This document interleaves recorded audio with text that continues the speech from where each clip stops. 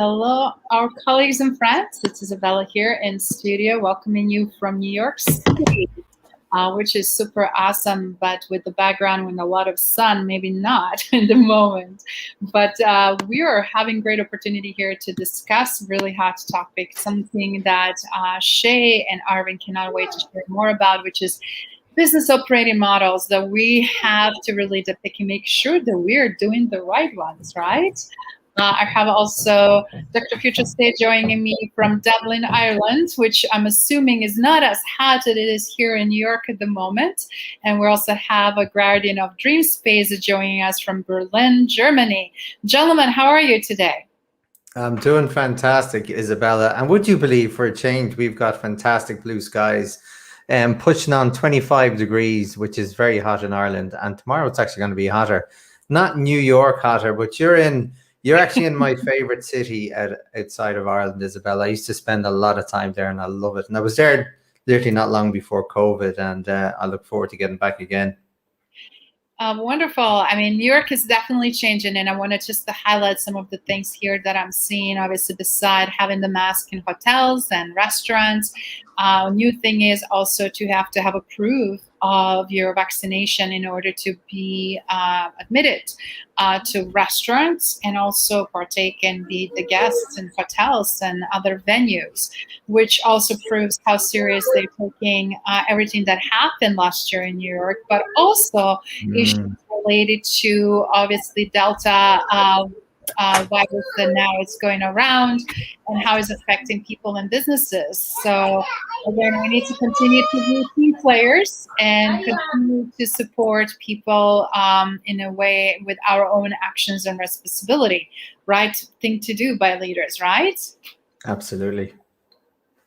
And in terms of what is happening in Berlin, Germany, do you mind sharing a little bit of feedback from your standpoint, Arvind?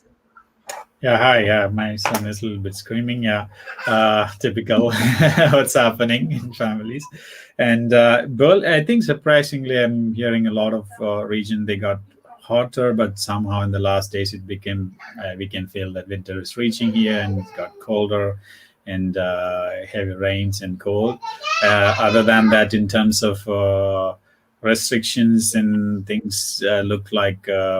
Normal, and situation is it's pretty fine, and Berlin is the European capital of clubbing and parties. That we have more than 200 clubs in Berlin, and some of the clubs are very difficult to enter. It's easier to get some countries' visa than entering this club. So like these are getting again ready for some kind of a winter time thing. So other than that, all the situation where I mostly operate in the global south, as you know, that things are getting really, really difficult. And in Sri Lanka also, with the COVID situation, we have another lockdown. I think this is the fourth one, just started a week ago. Everything for a country of 20 million people, there were around 200 people were dying, and which is per day, and it was a big number for the Delta variant. It's even same as what happened in India in April,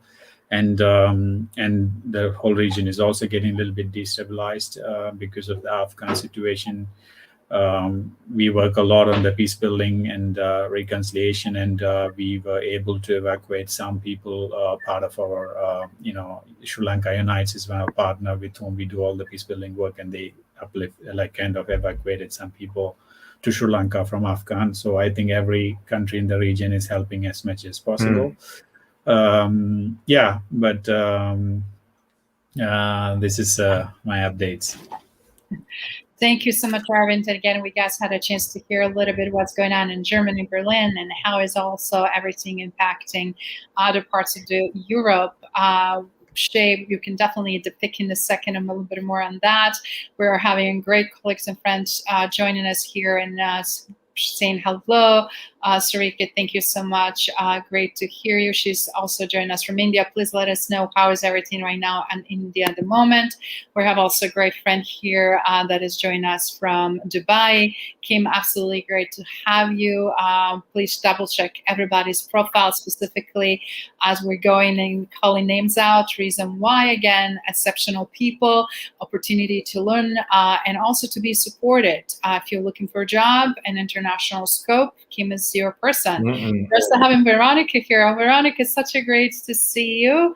And I'm glad you could be able to be with us today. I hope you're doing well. We're also having Safi, who is joining us from Europe, in Denmark specifically.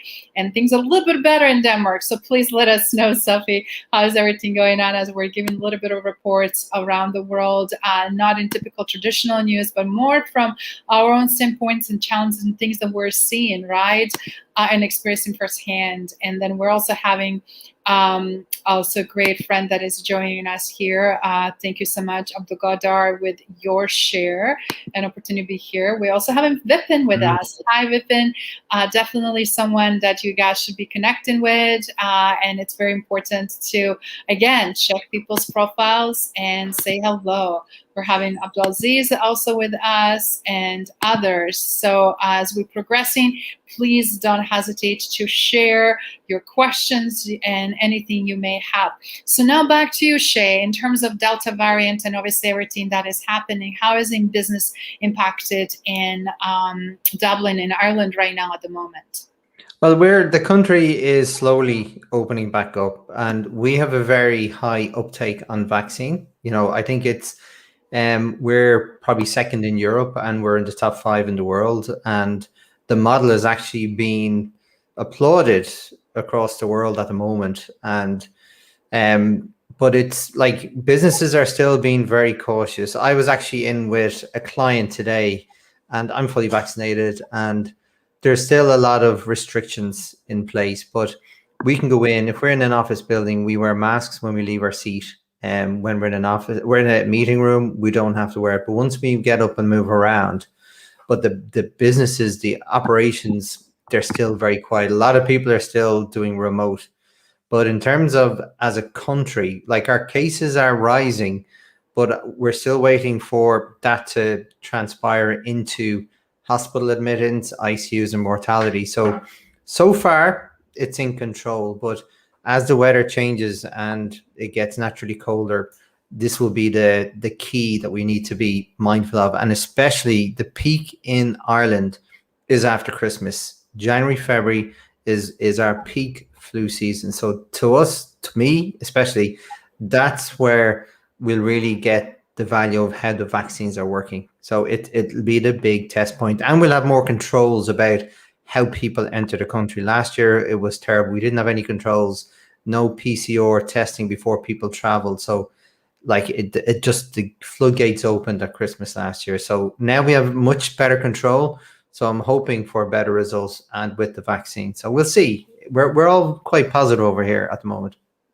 That's great. And the reason why we're also checking in with, not only with our colleagues, obviously, because they're in different parts of the world, but we're also checking to really keep a pulse, because depending which outlet of the news you look at, different information. And we're not here to infuse the fear and create problems, but it's about more understanding and really having reality check, right? How important it is to be a responsible human being, a responsible leader, and also how we lead our teams and how we show up. And as a result, we're also having a very hot topic here today that we cannot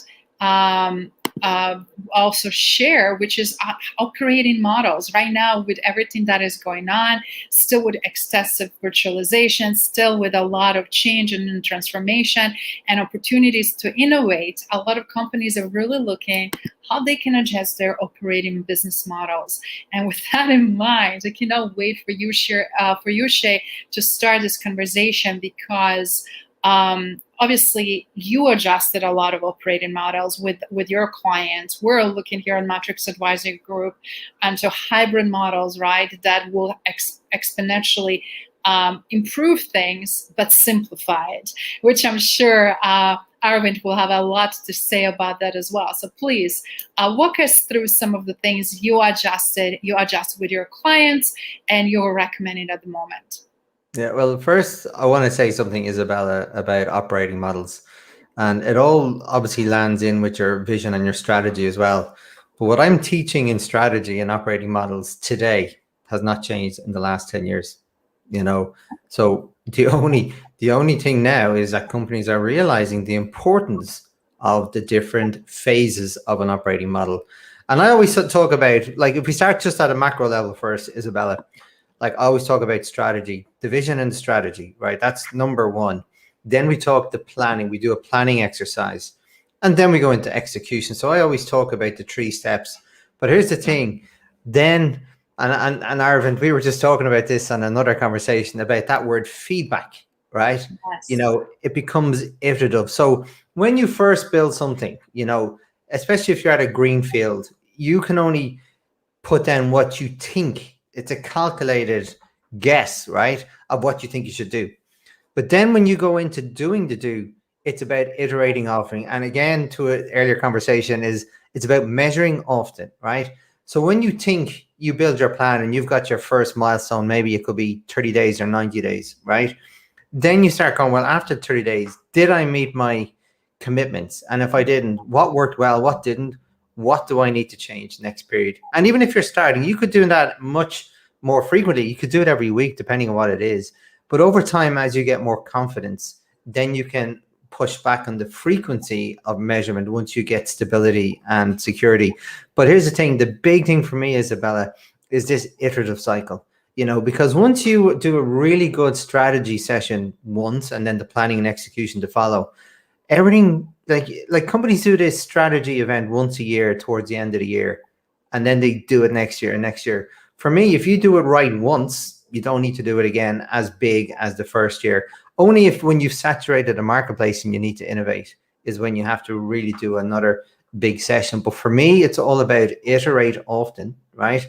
And know what are the key metrics to measure. Not every metric, just the key to get started with. So that's at a macro level. On a micro level, it's then transferring those, those plans, or even it could be programs into plans and plans into streams of work, and those streams of work into activities, and again, it's about just refining all the time. And you do that through feedback and iteration. And that is to me, like when, and going back to why I said I haven't changed what I teach, is because if you did that all the time, you wouldn't have been as caught out as much as you would have in 18 months ago, and you could have reacted quicker. I'm not saying you could have reacted exactly on time, but your model is not just tunnel vision. You don't have a massive momentum that you cannot change. You're flexible to change. By building that iteration into it, by definition, you become more flexible to change. And that is the key to successful businesses. That is not only brilliant, but I love that you said when you do it right first time, it's just adjustment and irradiation. But if that is not in place, then we have more headaches, right? And I loved what Abdul Gadir was asking here. Do you think we're ready in the future for things like this? And that is such a powerful question. If it's done right first time around, absolutely. But if people don't know how to get that right, or they think they are doing all the other wrong tasks and wrong things and tinkering around and don't want to follow the process and lead what that looks like, absolutely, they are not ready. Wouldn't you agree with that? Yeah, and just to add to that question, like a big part of that plan that we start executing is first of all, how do we make sure, as we say in Ireland, that we can get our bread and butter? How do we know that we can predict that part of the business that will make us break even at least and have a small bit of growth? Then we want to align some of those activities to start innovating. So what can we do different? How can we innovate our service? How can we offer a new product? How can we target another part of the marketplace? It's a different audience. So these are the things we do in parallel. So we're not just dependent on one stream of revenue, that we build this future-proofing model on the side, and we do a little bit of that. So then we can see what's attracting how we're attracting customers. and then one of them eventually will stick. You won't get it right. There's a lot of fact finding and figuring out to do with that. But once you start doing it, you will start opening new doors. But it's also important about securing your, as I said, bread and butter, but then in parallel working on how can we innovate. So that's how you future proof and be ready for the future. Love that. And let's go to Arvind for the moment too, because Arvind, we're having a lot of great questions that are expanding on what just Shay shared. But I'd love to have your take on how do you ensure when you're for 40 plus startups being not only advisor, but also that gatekeeper for them to start right. How do you prove that things that's being right in the first place, as Safi is asking here? And then how often do we need to iterate, and then how we are leveraging these agile methodologies, right? And the framework that you're so much indoctrinated in it. So please share your perspective. Yeah, maybe like Shay also has been asked, how often do you iterate? Shay, the question maybe you can answer. I think like we discussed that, based on your project management model, that if you want to use something like a very sprint-based Kanban, that you can have 2 weeks you run a sprint, and then you plan something, you run at the end of the planning, you look back as a retrospective, and then see what happened, what you imagined that you could do, and what you delivered, the whole team, and if that can do, and then give that feedback, change that, optimize your, and then iterate. And then it's every 2 weeks is a good iteration. But my organization, since we are not like kind of one of my organization, Dream Space Academy, we have a weekly retrospective and meeting. So we do the weekly meeting, look at things back. Okay, this happened. Maybe this is not necessary. Now just drop this, delegate shit, write schedule list, and then get this to the next planning and get it done. So we do that as a weekly. So it's better. And personally, I do iterate every day.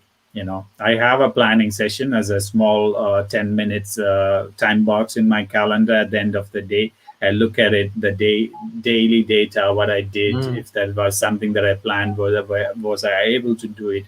If not, then I overplanned it. It's okay to make such things, but you correct that with the time, and when you have a daily retrospective or iteration, and that you look at it. Yeah. So Shay, please, if you have. Oh yeah, no, just agreeing with you, Arvind, and so please go ahead. Yeah. So with the organizations, I work with a lot of small, medium enterprises, and also for corporate, especially. Maybe I want to really give an idea that why there was this question: are we ready for future anything? And then how organizations have to change this model. I can give you an example of a corporate organizations and their innovation. So this is my domain. So currently, I'm working with the client. It's a large German pen manufacturer, design manufacturer. You can imagine this is their backbone. They have been doing it for more than 100 years, probably. And so in an organization like that, after a certain period of time, you're just a pen manufacturer. What can you do beyond that, right? That the whole society looks at you. But this is what happened to large corporates after a certain time. Often they don't have a diverse portfolio, and then they really want to innovate, and then they try to do that within their traditional water flow model. So if you go to the decision maker in a company, and then you say that as an employee, you just have an idea, and then you say to that person, okay, I have this, and I might need €500,000 for this project to achieve or to prove to you. To that, and they look at that $500,000 and that probably a year of development or few years of development, and then they will say no, right? They will just look at the whole thing without even putting some design thinking, or even to going through the methodology, agile methodology startups are using. They're iterating, they're pivoting. I have never seen a startup that they said the same thing when they started, and they said the same thing when they went to IPO. They would pivot like every month, pivot, because you're actually just asking the user, and you are doing the iteration. You are just measuring, optimizing, iterating, and that is what happens. So in this company that I'm working, what they did, they understood that if they are just going to be another corporate, just rigid and with the waterfall model, and then it's not going to work. So they decoupled. They did an innovation lab, um, and then they asked this small group of people to come up with different ideas and then pitch to us.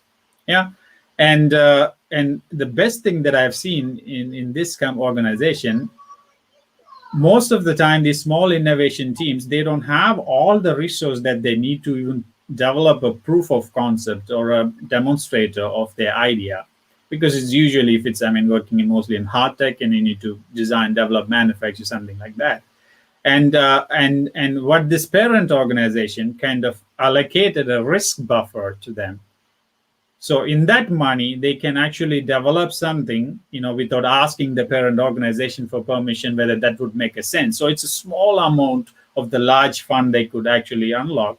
And with this way, they could actually create some demonstrator and go to the organization, or like kind of a prototype, or some proof of concept, and then they can probably prove that this is going to work, rather than just being in an idea and then they say no.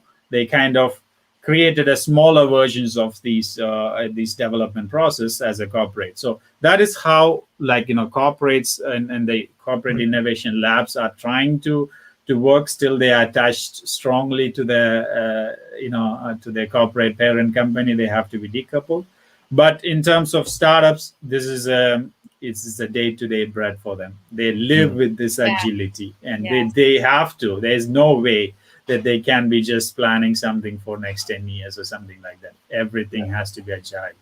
And just to add to that, Aravind, like that, the days of 5-year business plans, like, are not there anymore. Like, COVID, like, how many businesses would have, their 5-year plan would have been wiped out straight away, because everything changes, technology changes, our needs changes. The world is moving so damn fast. You need to be able to innovate your service or your product and delivery, because your customers change, your business changes, the macroeconomic climate changes, everything changes. The only constant is change. You cannot change. And go back to your waterfall analogy. Waterfalls are so rigid. The whole traditional project management, Prince2, all these really intricate, they're so rigid, where when you look at something compared to something like Kanban and Agile, that is all about iterating. Don't spend too long on something, because if you spend too long, it's not relevant anymore. It has to be agile. And to the point about how often should you iterate, there's multiple levels to that answer, because it depends on a macro level or micro level.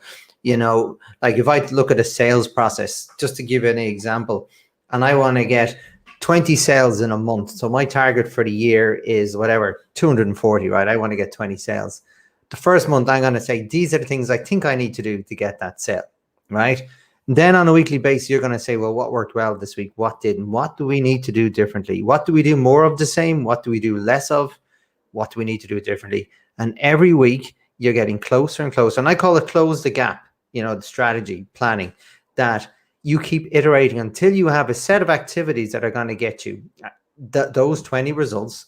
And then you're going to write that into a simple guideline, create the blueprint. So then you can train other people to do it, and you create that operating manual as you go. It's simple, not these complicated, long 30 pages. These are things that are really simple that you can teach anyone. I call it the stranger story. So someone can come into your business and pick this up very quickly. That is really brilliant. And I love how you guys went deeply into tactical stuff. But I just want to back up for a second, because some of the questions that are being asked is about, first of all, how do you know you're doing the right thing? How do you know that you set up for the success? And then how do you do all those tactical things that you mentioned? So in order to do that, we need to understand the criteria for success. Why we're in the business in the first place, what we're trying to accomplish and achieve, what is the key objective, right? Either a small enterprise or innovative enterprise, or the large company that is trying to solve something that, due to complexity and navigation, that they're now having, as Aravind mentioned, smaller parent company that's going to do something quickly and fast. obviously pain points are huge indicators. When we know what we want, when we're going in this laser focused vision, this is what we need to have in order to make X, Y, and Z. Then you break things down, and then you go into all these agile methodologies and the best practices that will work for your environment, your people, depending of the magnitude of people that you have. And obviously they're going to tell you on daily basis what's working, what's not, and weekly. And that's where comes in analytics, that comes in phenomenally into data and everything else. But to be innovative company today, it is about not only speed, but is about solutions that's going to bring the value, that's going to take away that pain. Others for major Fortune 500 company, others for very specific industry. Like right now, we're seeing medical and pharmaceutical due to COVID, Delta, a million other reasons, manufacturing, supply chain issues, and you name it. Just using that, hospital and hospitalization, and the whole process of alienation and vetoing how their internal process should adjust or not, right? So we have millions of different examples, but ultimately where we're seeing here is, and thank you so much, Dr. Samia, for joining us, as well as Klaus. It's great to hear you here from Germany. Thank you so much. But we're also seeing really great friends here and colleagues that are joining, and I just want to acknowledge every single one of you. Saif is here joining us from Denmark. We have Danielle joining us from the US.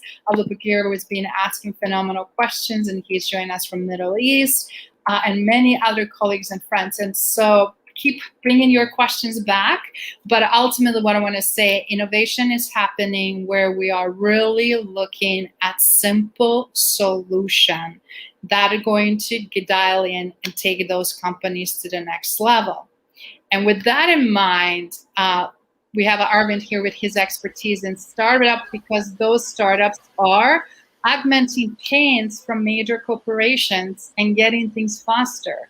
The companies that, for example, Shay is working, they're conservative companies that have been in existence over 100 years that need to innovate, but have a lot of restrictions. And for companies that I've been involved, it's everything in between, right? So with all that pool of knowledge, what we're realizing is one thing: we have to work together, and we need to keep learning from each other and cross-pollinating. What are your thoughts on that? Yeah, no, I absolutely agree. And I love that word, cross-pollinate, Isabella. And I often say there's two things when I work with small clients. I often say you have to think big. When I work with big clients, I say you often have to think small, because small is agile, small. And again, when I work with small customers, the change happens quicker. And when they see the change and it helps, they want to do more change. They get into that routine of change. But when you work with the big corporates, there's lots of red tape and politics and levels of approval to go through. And then by the time they approve, it's not relevant. Something else has changed, that's going to put them on a different trajectory. So I often say that it's all about like reversing the model and understanding. And going back to the point about the big companies and Arvind, I think you're working in an amazing space about this change and startup, and these companies get it, right? They innovate. And even if you look at some of the big major companies, some of the big ones like Apple and LG and Dropbox, you Google what they were at the beginning of their life as a business, and compared to what they're now, there's no comparison. They really have pivoted so many times. So again, this innovation and knowing how to iterate, it's important to know when to pivot. When the market information is telling you to pivot, you listen. You can't just be going off on a tunnel vision, a 5-year plan. And how do you do that is getting that feedback from the marketplace. So the levels of feedback are internally how you're performing to what you said you do, but then what are you performing to what your customers need and telling you what they need? And what is your marketplace telling you? Because there's so much data. If a company spent the time managing the data at the different levels, they would be very quick to react, and in some cases be proactive, ready for that change. So the data is there, and it's companies need to spend more time leveraging the key elements and analyzing them, and then doing something with it. It's not about just having the information is what you do next. Brilliant. Yeah. And how I mean, about yeah, exactly, to this question of, like, to be innovation and to knowing the market potential. I always say it's not only in innovation or business. It's if you know that in mandala, it's like, it's actually it's a space time, and certain things works only in that mandala, at that space and that time, right? So that is what exactly the true entrepreneur should understand. So where is it, where and when it is going to work? So one example, in 2014, late 14, a friend of mine asked me from I was in India. I was based in Berlin, and he asked me, he's based in India. He has a lot of manufacturing businesses, his family business. He said he wants to innovate something, and he really thought vertical farming would. This guy is based in Bangalore. So he asked me, Arvind, can you fly to Bangalore and help me to build that technology? So we went, and I didn't take care of any of the business or design thinking, market position, because he's doing that. And so I just have to get the technology done. And then we went to, because we had a lot of manufacturing power in-house, we went and we built systems that can grow things vertically in different places, different stuffs, and like that. And then we went for the first pilots. And 100 pilot installations we had. And then after some time, we understood that, first of all, when you're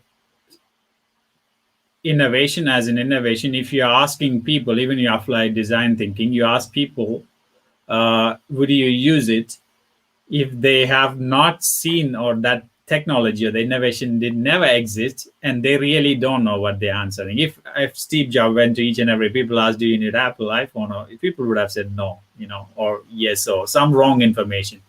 But this is how it was with the vertical farming. Yeah, so we kind of ask people, and then it's like buying a pot of plant, and we say, yeah, I'm going to take care of it, and it dies a week after that, right? Exactly what happened with the vertical farming system. So people said, we will take care of it, and we want to keep it the price exact for the Bangalore market, not where, and then to keep low price, we don't have to do an automation, so kind of semi-automatic system. And people, after doing a pilot, we understood that people didn't take care of it.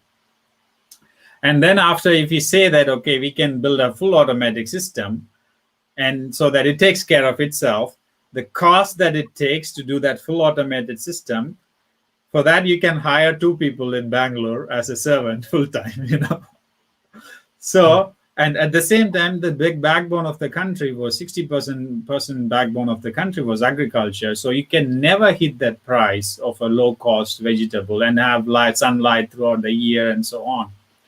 So it miserably failed. And then we did the installations, and then I came back. And in Berlin, there was another startup trying to do the same. So I helped, and I shared the knowledge and the technologies, what we did, and this and that. And that startup is a unicorn now. Oh, wow. It's doing exactly the same vertical farming.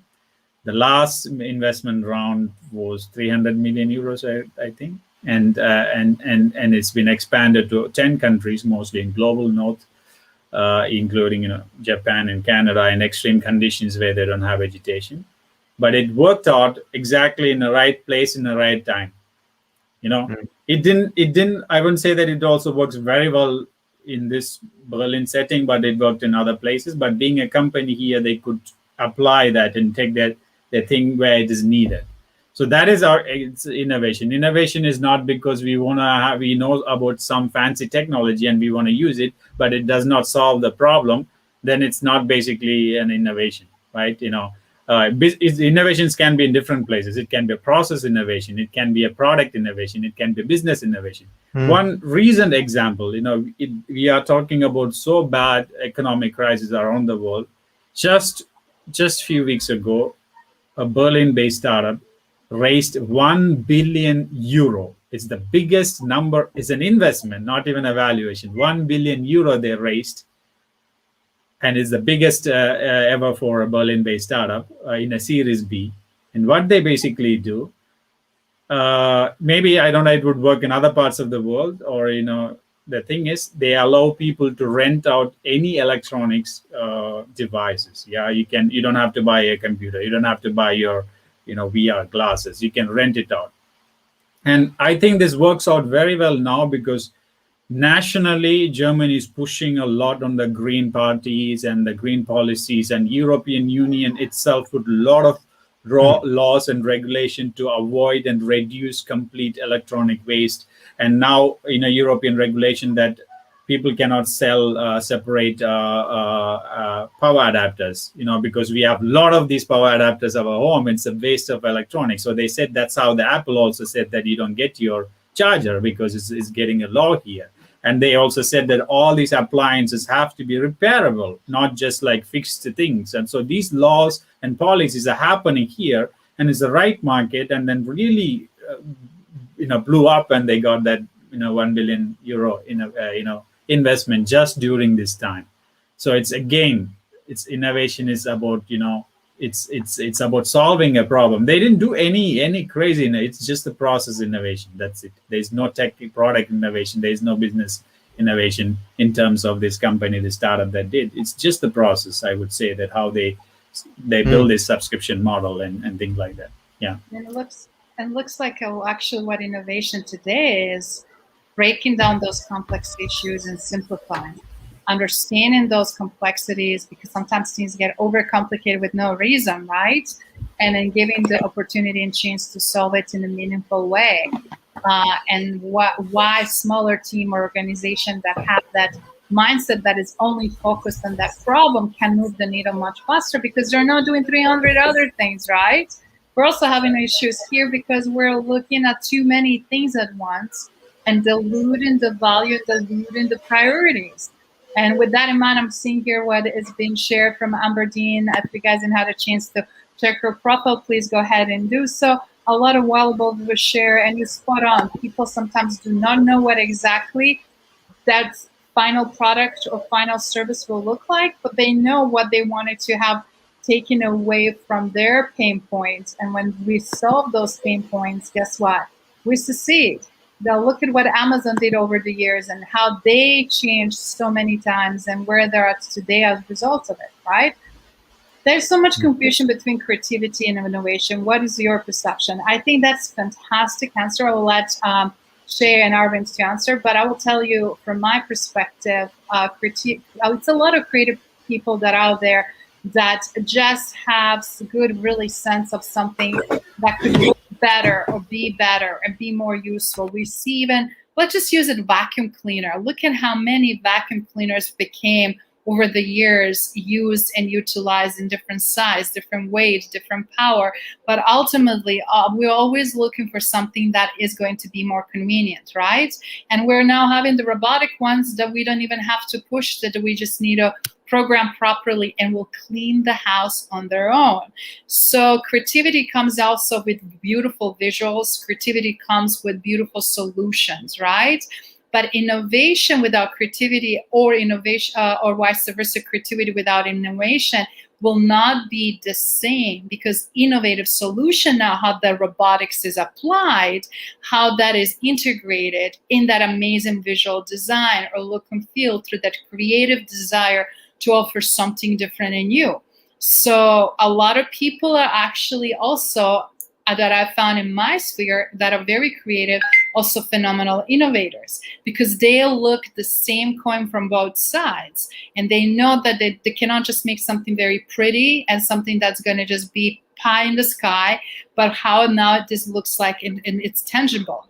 So I wanted just to say excellent question, and very necessary to look at both creativity and innovation, specifically at current times.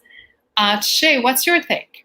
Yeah, Joel, I think it's a very good question, and like I can give you multiple answers to this. So I'm going to give an example of like a process that I've used, and it's something I've mentioned to you, Arvind, as well.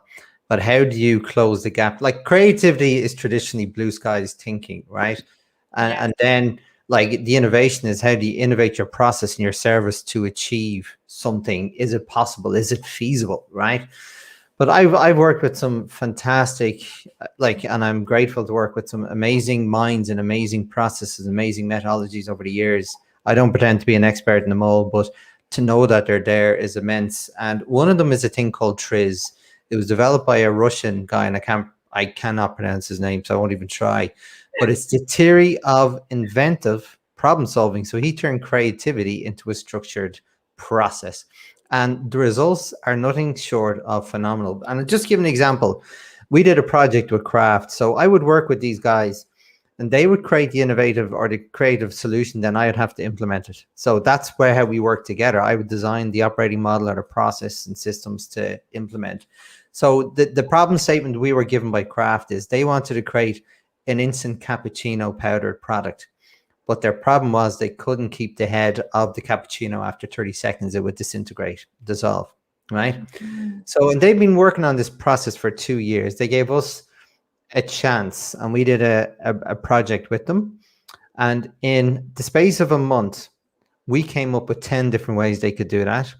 They spent 2 years and hundreds of thousands of dollars trying to figure it out. And they only came up with 5 solutions in 2 years. We came up with 10 in a month, and 5 of them were 5 that they tried and failed, and we told them these would fail. So that's how we can actually disrupt how you do creativity, because these things, if you look at how a phone has evolved, the phone was literally just a phone. Then it became a picture tool, then it became a messaging tool, then it became your email, then it became your personal device to manage your personal life. It's so many technologies have converged, right? And that has followed a trend of evolution. So a lot of, you can apply different trends of evolutions to many different environments, situations, products and services. And companies do this all the time. And they create patents now. So it's turned creativity into a very formalized, structured process. And I cannot tell you how powerful this is, because it takes the guesswork out of everything. You know, if you do something, you can see, will it concur with a trend of evolution, and you can decide, well, so it may be on 2, so you can pilot and test and do MVP. So the long and short answer that I went through there is that creativity is not what it used to be. Creativity is now a structured process. In a lot of, like, all these successful multinational businesses, they do not leave this to chance, and they bet their lives on it. The likes of Samsung would produce hundreds of patents a day using this process to protect their products, and not just their product today, the future evolutions of their products. Yeah. So perfect. Yes. Sorry, Isabel, I have. No, I just want to say that's fantastic. But to show also progression where we're here today. Please go for it. Yeah. So one of the million things that I do is I do new media art only when I'm commissioned. So for me, exactly, creativity and innovation is something that you do for you, and innovation is something that you do for others. Simple. Like as a creators, content creators, visual, whatever, they are producing, let's say, music. They are producing it because it's coming from, that's what they want to listen. But of course, with the time, they build a large number of followers who actually also want to follow. So creativity is in a way something that you feel that you want it. Maybe it could be for your problem, or it could be for just your happiness, and you create something. And innovation is something that you do something that makes sense for large amount of people. Sometimes creative creations become innovations, definitely, many times. But sometimes it does not, because it serves only a small group of people. And innovation is about, like, how can you make something that serves a large part of large audience. So, like, this is what, in my opinion, and in terms of creativity and innovation. I love the way you simplify that too, because from a lot of creativity also that we do have to be creative, because we have to be resourceful. We see a lot of third world countries, what they're doing, and then how that creativity became innovative effort, and you spot on, and then how that became servitude for masses, either through product or just services. So it is about opportunity to pay attention, right? So with this discussion, we have a great interaction actually from a lot of our colleagues and friends on LinkedIn here. Thank you so much for your phenomenal participation and showing up, from Dr. Samia, Liga, Saif, Dalor. We're also seeing Daroud, Abdul Qadir, Amberdeen. She asked a lot of great questions. Abdul Qadir also asked a lot of great questions, as well as Safi. So I just wanted to highlight every single one of you for being here and put in not only efforts to be with us, but to truly, again, participate and ask tremendous questions, and as a result, bring great answers for others that are also listening and tuning in today's show. With everything that is being shared, since we're getting close to our wrap up of this leadership, obviously power hour of sharing through the matrix momentum on the hot topic, I wanted to ask you, Shay and Arvind, because we're seeing a lot of shift right now happening, right? Where innovation, creativity is a must, even with the new companies or existing, otherwise it will be obsolete, right? And what would be some of the models that you would suggest and recommend? Because Shay, you initially said that when models are right, implemented correctly in the first place, and effective models, then it's tweaking and just keeping repeating and keep going. Then we had new models that some of the companies are in innovative phases doing. And they're constantly adjusting because they're working on something that maybe it's never done before. So based on all of those lessons and different points of view, what would be some actionable things for you, for someone that is starting or it's already part of the organization that's quite a bit established, but they're still struggling to even identify right model? What does model look like? What would you recommend? I'll let Arvind go first for this one. Yeah. So, that as we said, this Chanakya, there's this Indian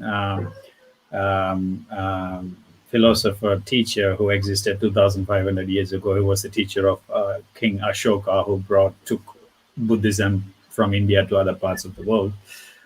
He said that one life is not enough to learn from your own mistakes. 2,500 years ago. I can agree with that. So there are so many existing frameworks and best practices and guidelines, and it's been proved. But again, that's one part, that you have those models, you have case studies and what works. But when you take that and you customize and personalize it to your organization, work with your team and try to understand what you need to keep with that, what you don't have to keep, and just leave things apart. And even in when we took, I know that a lot of international aid organizations now, they send in design thinking experts from the center of Europe to the tribal people living in global south, teaching them how to think, that they have been doing it for ages. Does not make sense. Yeah. So what you can do, maybe there are a lot of some good parts of design thinking that you can combine with that indigenous local knowledge and create a model that works for you. But there are a lot of already done work, proof concepts and guidelines and practices that you can use it. That's what he said. One life is not enough to learn from your own mistakes. So that is what I would say. Yeah, no, that's brilliant. And my contribution to that question, Isabella, is, and it ties into a question that was asked earlier on. How do you know what to do in the beginning? And the simple answer is you don't, right? You don't know, right? But you have to try. And as I said, you have to figure out what you believe are the things that will get you on the right track. Some will work, some will not, but you have to commit to continually tweaking that model. And there's one thing I love to say to companies, especially if they're trying to do new things, but they're afraid, and I do think it's important not to be afraid, but don't do things chaotically. Build a strategy so it's controlled. But whatever problem that and this is something that has been proven time and time again, by the way, whatever problem you're trying to solve, I guarantee you it has been solved, maybe in a different industry, in a different sector, in a different way, but your problem statement, there is a solution to. So I would always say, instead of just trying to reinvent the wheel in the beginning, just do your research to see. And again, think a little bit outside the box about not just looking in your industry. Turn your specific problem statement into a general problem statement. Look for that general solution and then see, can you tweak that into your specific solution? And it's a little process that I like companies to think. And another way of looking at that is going back to the creativity part. If you're really still a little bit unsure, like start looking at the problems in marketplaces. What are the big problems? What would solve your pain? And again, even if you have a business and there's contradictions in your business, there's problems in your business, how can you turn that problem into an opportunity? And I'll just give an example with what I mean by that I worked with a company a long time ago. They cut like wood for like wood mills, for carpentry, for all these like places that did furniture and all that. They would have a lot of sawdust as waste. So that's a problem for them. First of all, they had to spend money to clean it up, to clean their equipment and the maintenance so they wouldn't break down with all the sawdust. So what could they do with that to turn it into something value add? Well, they started making wood chips for wood pellets, burners, and that became, not only was it such a good innovation in their business, but that actually became a major core product, especially in Ireland, where biomass and renewable energy is promoted quite heavily. So this became a big part of their business. So then they had to build a second plant to actually formally build a business plan and business model around. I love I just want to give a real world example. If that is it's a technical example, this thing in a systems, how to control a system, it's called PID, proportional integral derivative. Where it is used, a lot of people use it on every day. Let's say that you have a you have a car and you have a pedal. And first you press really, really like this to know that how fast every car is going to behave differently. And then after some time, you are still maintaining your pace like this. First you push like this to an extreme possible, and then then you go left and right, error correction, you fine tune it. This is how it is, if you want to fly a, drone or something like that.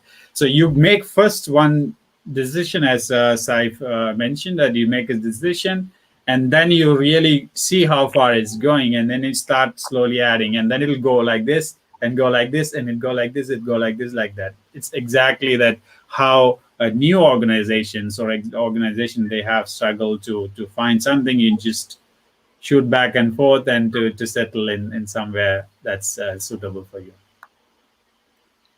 Thank you so much. And we're seeing also some comment here from Safi. So he's saying you should be focusing to your decision right, to make your decision right, instead of thinking about it too much, to making the right decision. Excellent point. Yeah, and it's a point, just to add to that, I think that's spot on. Like, you will never get it right in the beginning, but you have to start and then work on getting better and better. You will never get it right. You cannot wait till you think you're going to be right. Get it started. And I said, fail fast and learn quicker. And I love that approach, because a lot of times, again, not knowing something, fear of unknown, not willingness to take a risk, or not being able to deal with ambiguity, a lot of times people stop in their tracks. And with that in mind, what business model will work for you?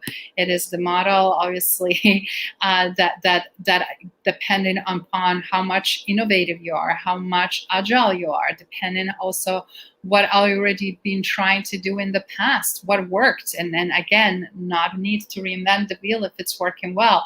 But if it's not working well, actually you have to look at what others are doing, what's out there. So what can you do to do better, and to do better from the gate, from get-go, right? So that you're not spending hours and months and years of trying to figure it out and tweaking constantly. Sometimes that's the process, right? But if you don't have right ingredients, it's a long journey that a lot of organizations will quickly give up, right?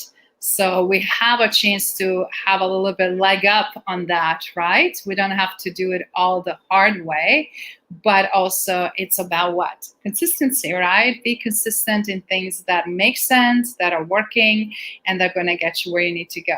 So thank you everyone for joining us. It was an absolute pleasure. Dominic, so glad you could also join us here. Safi, you've been absolutely brilliant, not only with your participation, with the great questions. Abdul Qadir, we absolutely love what you shared also earlier. Thank you for recommendation to write the book. We'll be definitely having more content. We're going to be obviously having another very hot topic next Wednesday. If you guys have a recommendation or questions and things that would you like us to address, we'll be happy to do that. I also want to make sure that we're definitely highlighting other colleagues and friends that are able to join us across the globe. From Canada, we had a Dr. Samia Zafar. We had a Liga joining us down from, I believe, Chile or Peru. No, Peru. So great to have you with us. We also have Dalar. Thank you so much for being here. Darude, it was absolute pleasure. And Aberdeen, thank you again for bringing your background into play, because human dynamics are all about, right, performance and focus. So anyone else that were here today, if we missed you, Danielle, Kim, and everybody else, we just want to wish you all fantastic rest of the week, and we'll look forward to seeing you guys soon. Thanks all.